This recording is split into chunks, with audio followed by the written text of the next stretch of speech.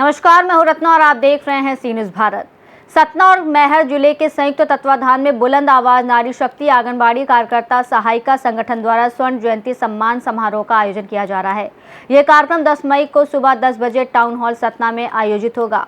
संगठन के महासचिव और अध्यक्ष अंजू सिंह बघेल, अध्यक्ष दयावती पटेल ने संयुक्त पत्रकार वार्ता में जानकारी देते हुए बताया कि इस अवसर पर मध्य प्रदेश शासन और भारत सरकार की प्रतिनिधि मंत्री सावित्री ठाकुर निर्मला भूरिया का सम्मान किया जाएगा। उन्होंने बताया कि 2 अक्टूबर 1975 से शुरू हुए महिला और बाल विकास विभाग के जन कल्याणकारी कार्यक्रमों के तहत आंगनबाड़ी कार्यकर्ता और सहायिकाओं की नियुक्ति समाज सेवा के रूप में की गई थी। समय के साथ ये व्यवस्था बदलकर अब वेतनभोगी कार्य में तब्दील हो चुकी है। हालांकि आज भी मानसेवी और मानदेय शब्द प्रचलन में है, जिन्हें हटाने की मांग संगठन द्वारा की जा रही है।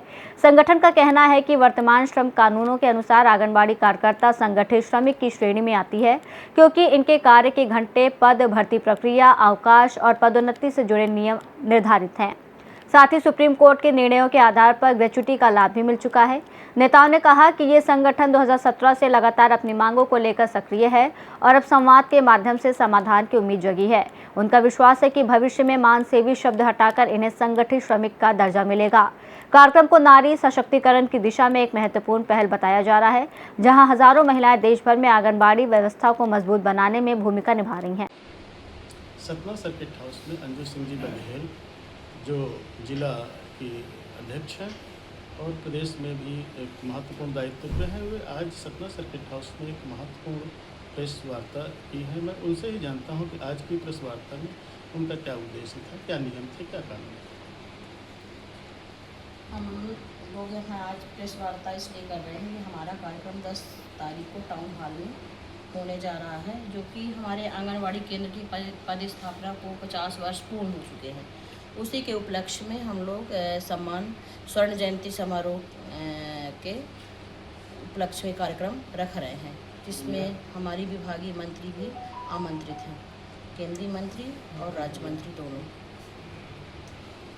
उसमें जो आप स्वर्ण जयंती के उपलक्ष्य में एक बहुत महत्वपूर्ण कार्यक्रम रख रहे हैं, तो इन महिलाओं के लिए आपकी सबसे पहली प्राथमिकता क्या होती है? आंगनबाड़ी कार्यकर्ताओं के लिए आपकी सबसे बड़ी प्राथमिकता क्या होगी?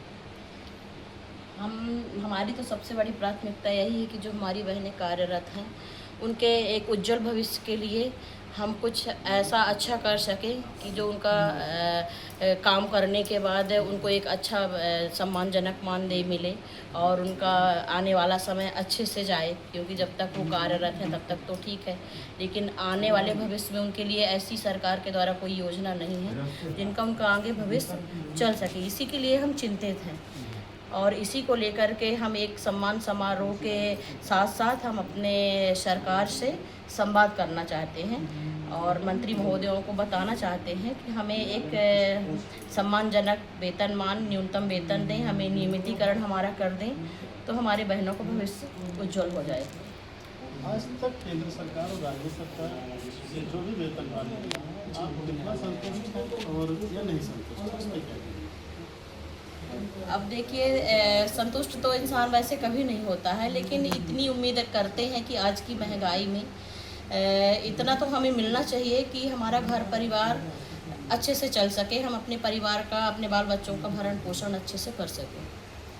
इनकी सुरक्षा के लिए भी आप कुछ आपके पास इसमें कार्यक्रम है क्या? महिलाओं की सुरक्षा के लिए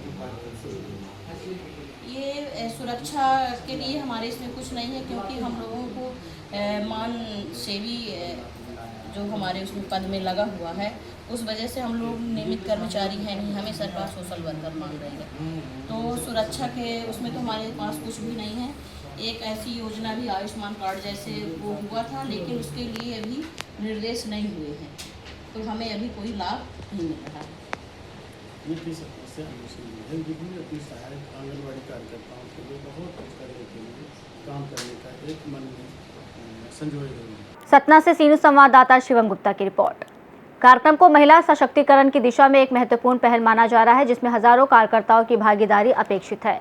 इस रिपोर्ट में फिलहाल इतना ही। देश और दुनिया की तमाम बड़ी खबरों के लिए देखते रहिए सी न्यूज़ भारत।